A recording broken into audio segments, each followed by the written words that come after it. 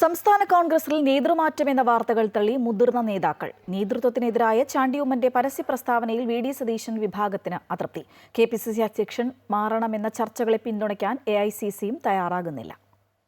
ലോക്സഭാ തെരഞ്ഞെടുപ്പ് വേളയിൽ തന്നെ സംസ്ഥാനത്ത് കോൺഗ്രസ് പുനഃസംഘടനയെക്കുറിച്ചും നേതൃമാറ്റത്തെക്കുറിച്ചുമുള്ള ചർച്ചകൾ സജീവമായിരുന്നു. എന്നാൽ കെ സുധാകരൻ നേടിയ വൻ ഭൂരിപക്ഷത്തിന്റെ തിളക്കത്തിൽ കെ.പി.സി.സി അധ്യക്ഷനെ മാറ്റേണ്ടതില്ല എന്ന തീരുമാനത്തിൽ നേതൃത്വം നിലകൊണ്ടു.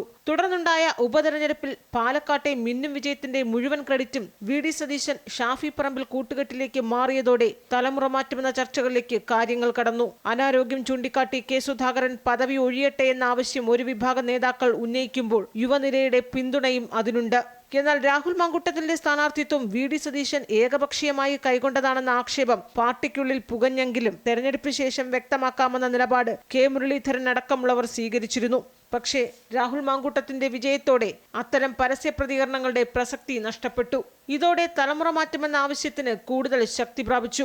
എന്നാൽ മറുഭാഗത്ത് മുതിർന്ന നേതാക്കൾ കെ സുധാകരന് പിന്നിൽ ഒറ്റക്കെട്ടായി അണിനിരന്നു. രമേശ് ചെന്നിത്തല, കെ മുരളീധരൻ, ശശി തരൂർ അടക്കമുള്ള നേതാക്കൾ കെ.പി.സി.സി അധ്യക്ഷൻ മാറേണ്ടതില്ല എന്ന നിലപാടെടുത്തു. ഇതിനിടെ പാലക്കാട് പ്രചാരണത്തിൽ നിന്ന് തന്നെ മാറ്റി നിർത്തിയെന്ന ചാണ്ടിയുമ്മന്റെ പരസ്യ വിമർശനം സതീശൻ വിഭാഗത്തിന് തിരിച്ചടിയായി.